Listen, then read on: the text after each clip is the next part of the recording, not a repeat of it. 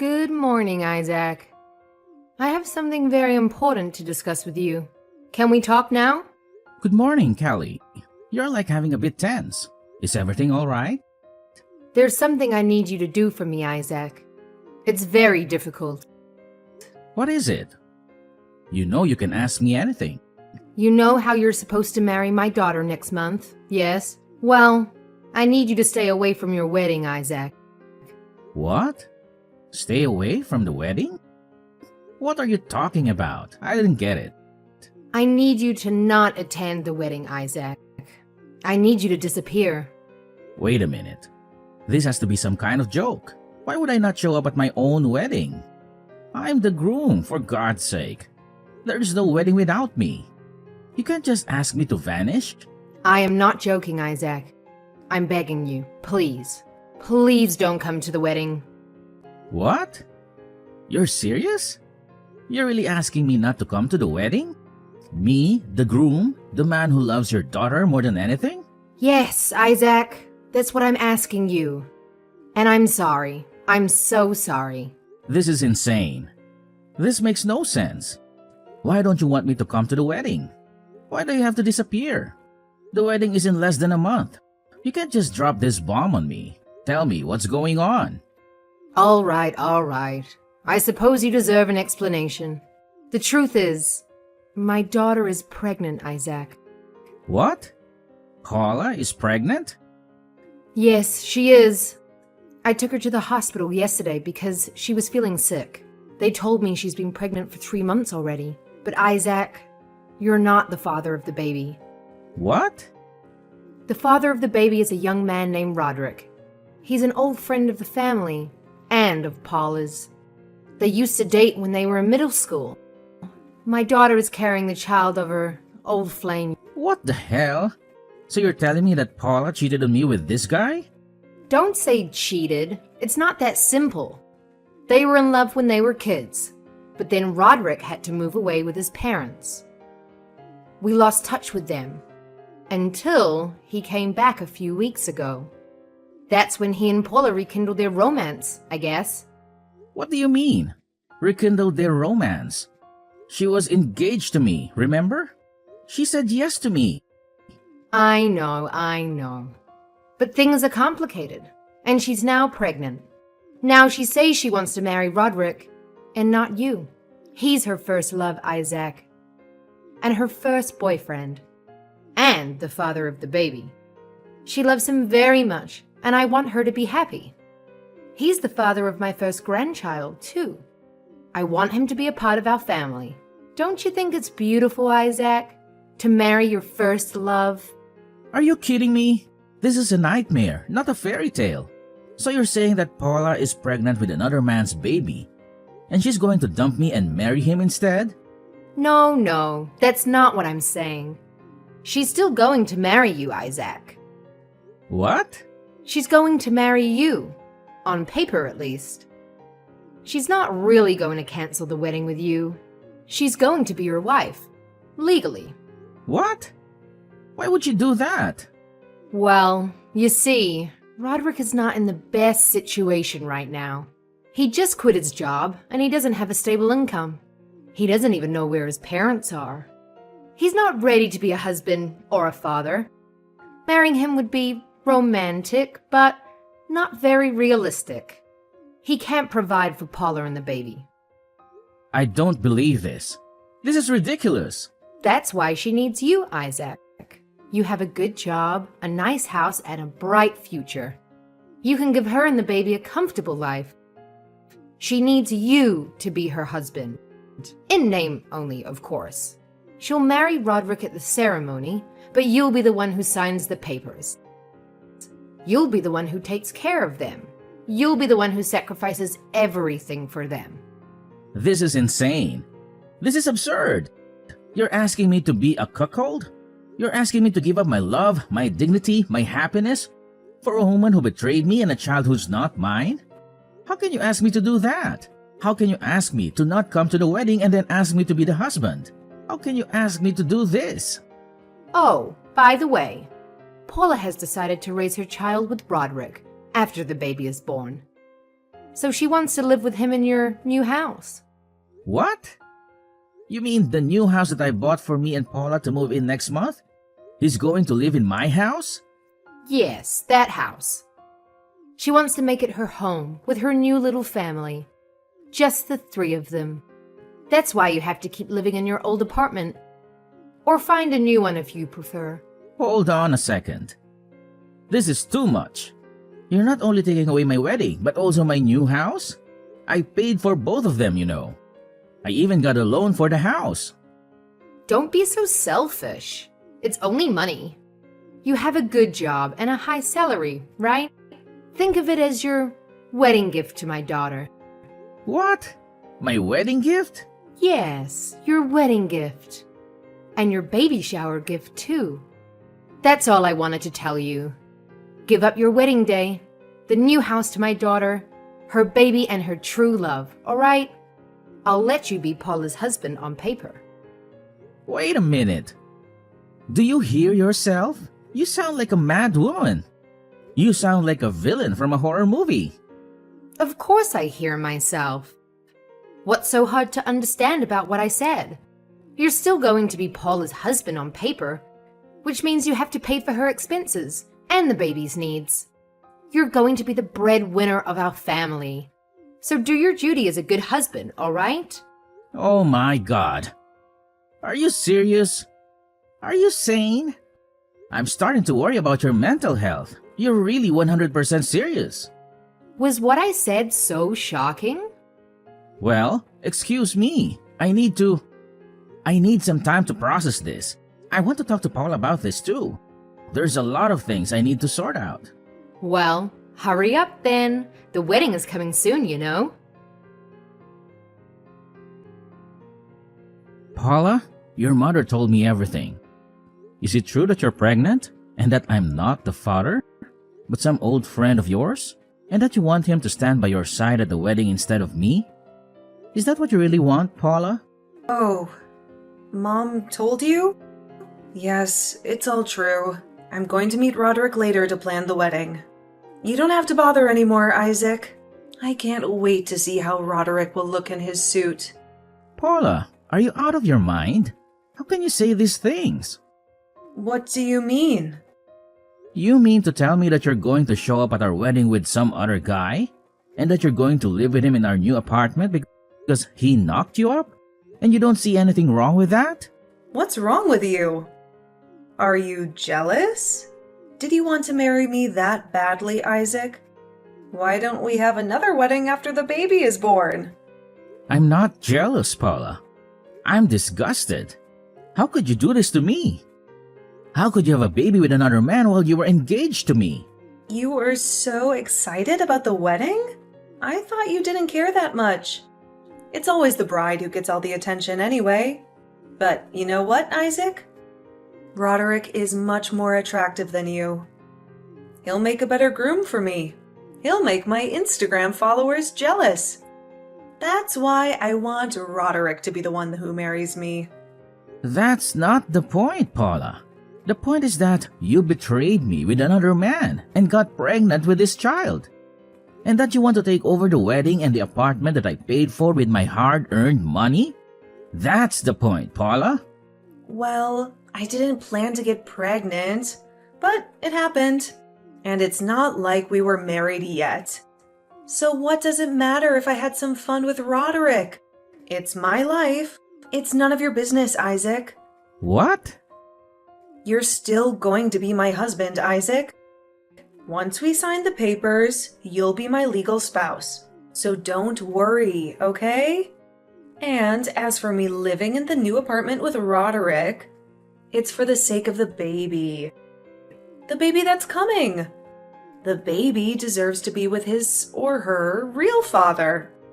Don't you agree? You can just help out as the second father, you know? What's the big deal? What do you mean, what's the big deal? How can you... Oh, and there's something else I need to tell you. Dad wants you to work harder for him once we get married. What? You already help out with the family business whenever you have some free time, right, Isaac? Well, once you marry me, you'll be part of the family for real. And that means you'll have more responsibility in the family business. Dad said he's going to give you more work. He even said he's thinking of expanding the business. So, you better be ready for that. Wait a minute. What are you talking about? He's going to give me more work? I was only helping him as a favor because he said he was short-staffed. That was my time off, Paula. I was working like a slave for him. And for free too. If he gives me more work, I won't have time for my own job. Well, he's having some trouble with his business, and he needs more help. That's what family is for, right? To help each other out.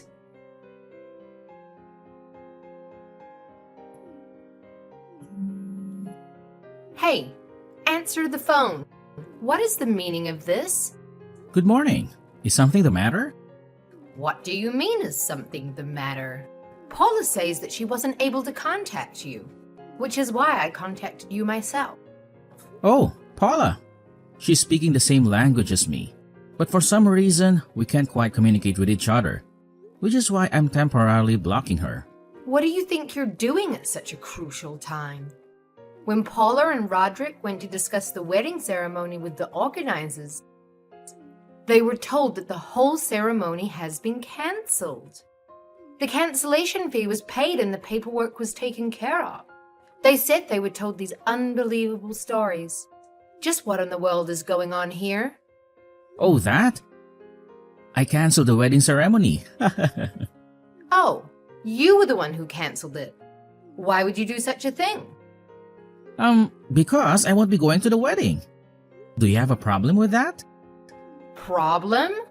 I mean, it wasn't going to be my wedding, but that of Paula and the guy she cheated on me with, right? I have no duty to pay for the wedding ceremony of other people. It's my money, so it shouldn't be a problem, right? My wedding, my money. You say it like everything is yours and only yours. What about Paula and Roderick? It was their wedding as well. But I was the one who paid for the wedding, right? You said you would pay for half of it after the wedding, as a wedding gift to me and Paula. But at the present moment, it was me who had paid for everything. Well, I guess that's true. But you can't just cancel the wedding without telling us anything. Paula was so looking forward to the wedding. This is very cruel of you. I'm shocked. I was looking forward to the wedding as well, until last week when you told me not to come to it. Anyways, I'm not going to pay for the wedding of someone else. If you want to have a wedding, then have Paula and her friend pay for it. You just have to plan a new wedding from the start. But this wedding was in the making for a long time. It's such a waste. Do you realize what you've done? By the way, is the wedding ceremony the only thing you want to talk to me about? Is there anything else you need to say? Huh? What do you mean, anything else? There are a lot of things, right? Like how I sold the new apartment or stuff. What? You sold the new apartment? Yup. Luckily, I was able to get rid of the loan as well. A friend of mine works at a real estate company, so it was thanks to him. It was a well-positioned plot of land. So apparently, they were immediately able to find a buyer. What? Why would you do such a thing? That was supposed to be where Paula and my grandchild were going to live. I sold it because it was my house and land. I paid for everything over there as well, so it was my property. I have no use for a house I'm not going to live in. Your actions are so selfish. Just what are you thinking? Oh, speaking of selfish actions, I'm not going to be able to help you with your husband's business anymore. I got rid of everything that I made. What? The manuals and everything else that I introduced to optimize work efficiency, all of it. Both the physical and digital information, I deleted it. Tell your husband to have good luck with going back to the state the business was in before I came in to help. What? Why? What do you mean why? I was never even an employee of the company and was just an outsider. Isn't it up to me as to what I do with what I make? This is going to be bad for us. Now they won't even be able to go about everyday tasks. They can't expand their business either if they're going back to their former state. Don't you think that the fact that the business can't even go about everyday tasks, now that they don't have the work I did for them just as the boss's daughter's fiancé, and that I was forced to do the work for no pay is a bit messed up? Come back and put everything back in its place. Everyone's going to suffer if my husband can't do his job anymore. Sorry, but I don't want to do any such thing. And what do you mean everyone's going to suffer? I'm certainly not, and don't think the employees are either, because they're going to be quitting tomorrow. Huh? They're quitting? To be honest, the working conditions at your husband's company are perverse to the extreme. There aren't many employees, which means that each person has to do a huge amount of work. It's common for employees to work overtime until late at night, and they don't even get paid for it. The salary itself is low as well. Not to mention that your husband makes me a complete outsider to as much work, or even more as a regular employee. There are plenty of other things that probably touch on the law, which is why I told the employees about how much money they would be paid at other companies in the same industry, and about how employees are treated and how they're paid at my actual job. I even introduced them to a company an acquaintance of mine works at. I gave them the name card of a recruiter to this company as well, since apparently they were hiring. They seemed to be very happy with what I had done for them, and it seems they're all going to turn in their letters of resignation tomorrow at once. What? Hold on a minute. Apparently, they're going to use up all their paid vacation before they quit though. No one's going to come anymore. But how is my husband supposed to continue his business now? What are we going to do with no employees? What are you going to do about this? I don't know. It's not my problem. What your husband does for now. Probably the Department of Labor Standards will decide what to do with him and his business, because I reported everything that was happening at your husband's company to them earlier today. What? What do you mean? The Department of Labor Standards. I went to the Labor Standards Inspection Office with proof of illegally long working hours and of unpaid overtime. They'll probably pay a visit sooner or later. Just what have you done? If the Department of Labor comes to inspect us, then the company will be truly ruined. Oh, so you did actually realize that what your husband was doing was illegal? Not only that, but what are our neighbors and relatives going to say when they find out? What am I going to tell my sister-in-law when the company that's been running for over 100 years collapses? It's all right. You don't need to worry about that. What? I already explained the situation to all your relatives. Both about what happened to me and what happened with you people. What? That's none of your business. The wedding was cancelled, so I explained the whole situation to them in detail, and also apologized for canceling the wedding so abruptly. I gave them printed out copies of you and Paula's conversations with me on text. They were actually quite sympathetic to what I had to say, but they accepted that the wedding had to be cancelled once I explained everything to them.